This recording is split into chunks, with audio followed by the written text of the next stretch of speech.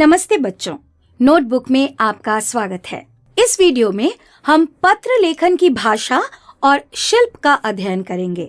पत्र लेखन की परंपरा बहुत पुरानी रही है। पत्र मुख्यतः संस्कृत का शब्द है जिसका अर्थ पत्ता होता है। प्राचीन काल में लोग भोजपत्र आदि पर अपने संदेश लिखकर संदेशवाहक के हाथ अपने प्रियजनों के पास भेज दिया करते थे। इस तरह से विचारों का आदान प्रदान होता था। एक लंबे समय तक यह परंपरा चलते रहने के कारण यह एक कला के रूप में विकसित हो चुका है और इसकी कुछ विशेषताएं तय हो गई हैं। पत्रों की विशेषताएं। पत्रों की भाषा सदैव सहज और सरल होती है। इसे कभी भी साहित्यिक और क्लिष्ट शब्दों से नहीं भरना चाहिए। पत्रों में भावनाएं मौलिक अर्थात आपकी निजी होनी चाहिए। पढ़ने वाले को ऐसा न लगे कि विचार कहीं से लिए गए हैं। पत्र का संक्षिप्त होना अनिवार्य है।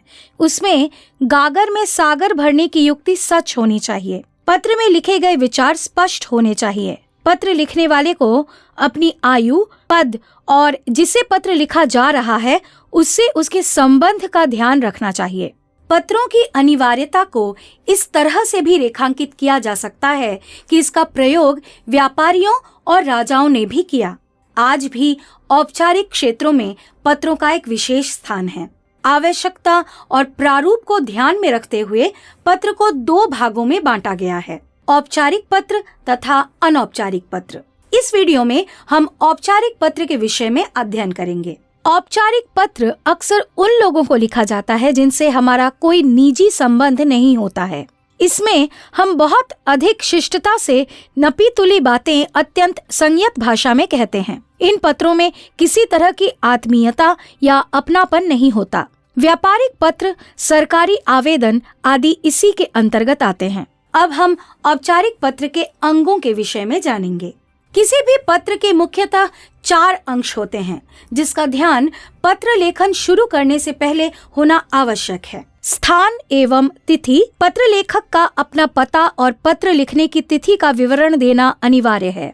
संबोधन। पत्र प्राप्तकर्ता की आयु एवं पद वगैरह का ध्यान रखते हुए संबोधन करना। मुख्य विषय का विस्तार पत्र में बहुत ही सहज और स्वाभाविक होना चाहिए। उपसंहार अथवा स्वनिर्देश। पत्र के अंत में प्राप्तकर्ता से अनुरोध के शब्दों में पत्र का समापन। आइए अब एक उदाहरण देखें।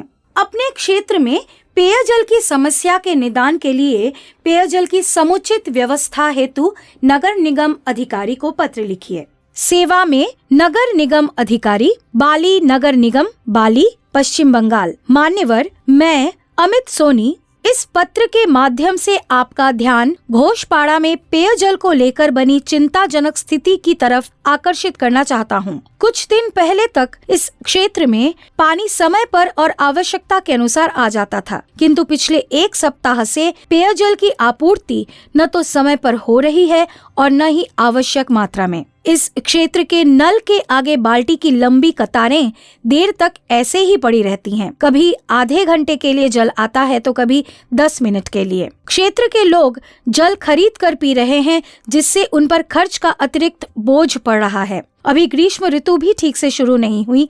यदि अभी यह स्थिति है तो ग्रीष्म ऋतु में यह स्थिति और भी भयावह होगी। अतः आपसे निवेदन है कि इस समस्या के शीघ्र निदान का प्रयास करें और तब तक के लिए इस क्षेत्र के लोगों के लिए पेयजल की समुचित व्यवस्था करें। भवदीय अमित सोनी, 420 घोषपाड़ा, बाली। दिनांक 4 जून 2009।